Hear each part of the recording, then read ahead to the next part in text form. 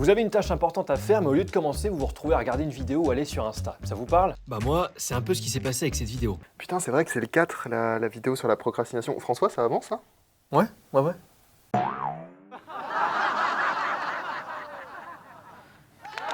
Bon, dans cette vidéo, on va parler de procrastination. Pourquoi on repousse ce qu'on sait devoir faire, quel mécanisme se cache derrière cette habitude, et surtout, comment y remédier. Pour y voir plus clair, je vais faire appel à un gars qui s'y connaît vraiment.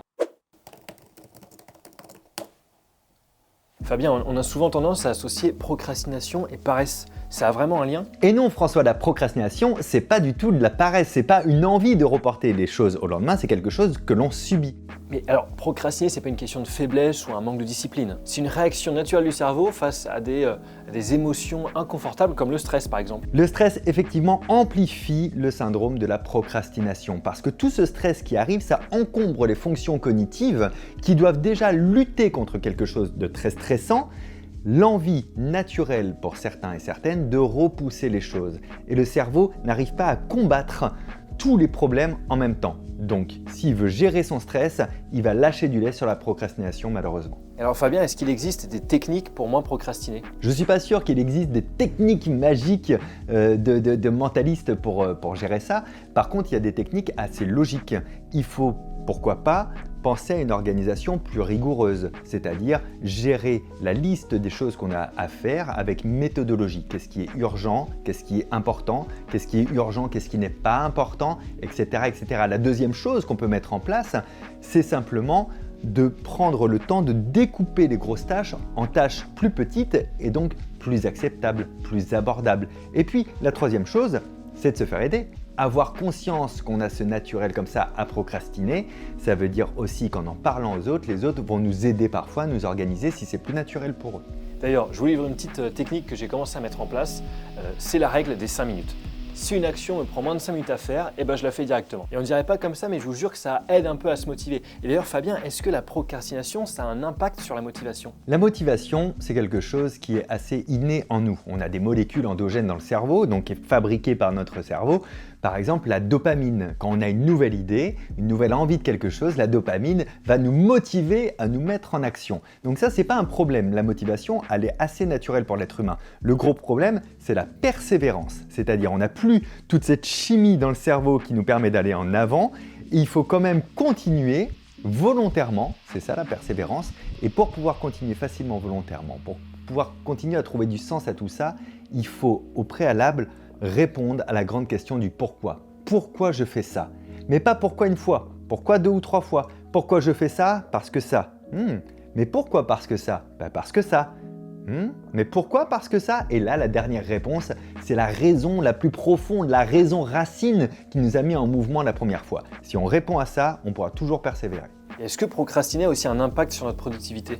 Il faut d'abord définir ce qu'est la productivité. La productivité, ce n'est pas nécessairement le travail ou l'utilité des choses. La productivité, c'est d'être aligné entre ce que vous faites et ce que vous désiriez faire au départ. Si vous avez désiré prendre une journée de repos, mais que vous travaillez pendant 1 heure dans cette journée de repos, vous n'êtes pas productif de votre intention de départ qui était la journée de repos. Si votre intention c'était de lire tranquillement pendant 1 heure et que sur cette heure-là vous avez passé 45 minutes à scroller sur votre téléphone portable, vous n'avez pas été productif dans votre intention de départ, à savoir lire. Donc la vraie productivité, à mon sens, c'est d'être capable de définir ce qu'on veut faire dans l'instant présent et de ne faire que ça sans laisser notre cerveau divaguer et se faire happer par le quotidien. Et alors Fabien, dernière question, est-ce que tu penses que la procrastination, c'est une mauvaise habitude à éradiquer à tout prix? Est-ce que c'est une mauvaise habitude? Est-ce que c'est une mauvaise herbe qu'il faut absolument détruire? Moi, personnellement, je ne pense pas qu'elle ait d'utilité dans notre vie quotidienne. Et je ne suis pas forcément expert du cerveau pour dire ça. C'est un avis personnel. Je ne vois pas à quel moment procrastiner nous rendrait service. Parce que procrastiner, c'est aussi générer de la frustration, de la culpabilité, ça baisse dans l'estime de soi, donc c'est pas très utile en fait. Éradiquer, c'est un grand mot, puisque je l'ai dit, ça fait partie de qui on est, de notre ADN, on ne cherche pas à éradiquer notre ADN. Par contre, on peut le maîtriser, on peut le baliser en douceur pour éviter que ce trait de caractère soit trop présent là où on a envie d'avancer. Ok, merci Fabien. Et en France, on est nombreux à procrastiner. Selon un sondage réalisé par Odoxa en 2019, 85% des Français procrastinent. Et chez les 18-24 ans, c'est pire, on atteint même 92% de procrastinateurs. Et je vais mentir à personne, j'en fais partie. Mais là, c'est bon, je suis lancé. Est-ce que ça t'arrive de procrastiner? Oui, très souvent. Trop souvent? Trop souvent. Je suis le procrastinateur ultime, moi. Bah moi, mon stage pour le BAFA, ça fait 2 ans que je dois le faire. Combien de temps? Toujours pas fait, 2 ans. 2 ans? Ah oui, c'est plus la procrastination, là, c'est carrément un refus de faire. T'as pas de solution, toi, contre la procrastination? Non, et puis je vois aucun mal à procrastiner en fait. Plus en pro qu'en perso, mais ouais. Plus en pro qu'en perso. Ouais. Tu fais quoi? Plus en perso qu'en pro. Ah là, oh là, oui d'accord, Ouais. plus en perso. Est-ce qu'il y a quelque chose là, que tu devais faire que t'as toujours pas fait et que t'attends, tu procrastines pour le faire justement? Ouais, ranger tout le bordel qu'il y a sur ma table de nuit par exemple. Ah oui, Ouais. ça j'imagine que ça relève du perso. Excuse-moi, t'as pas un stage à trouver là? Qu'est-ce que tu fais au bar? Surtout les étudiants, petit conseil, bah, je viens d'avoir mon diplôme là. Je peux vous donner peut-être un petit conseil.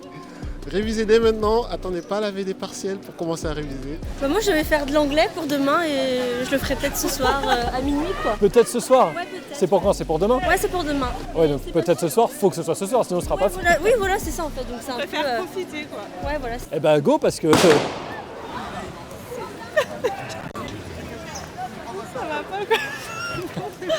Les gens ici, ok. Genre là aujourd'hui on était censé avoir cours maintenant.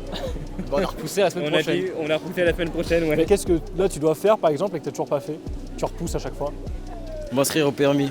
J'attends rien en fait, c'est juste que l'auto-école elle est trop loin. On n'est pas juste fainéant, on est aussi beaucoup à être angoissé, anxieux. Mettez-vous des deadlines et dites-vous que c'est mieux de se taper sur les doigts soi-même que ce soit quelqu'un d'autre qui le fasse. Voilà. Retenez cette belle phrase de Lou. Merci à tous d'avoir regardé cette vidéo et n'oubliez pas une chose très importante. Le meilleur moment pour commencer, c'était hier. Alors le deuxième meilleur moment, c'est maintenant. Et chaque petit pas que... Oui, Qu'est-ce que tu fous? bah, je termine la vidéo là. Ouais, t'as envoyé le papier pour EDF comme on t'avait demandé? Ah non, j'ai pas fait encore. François.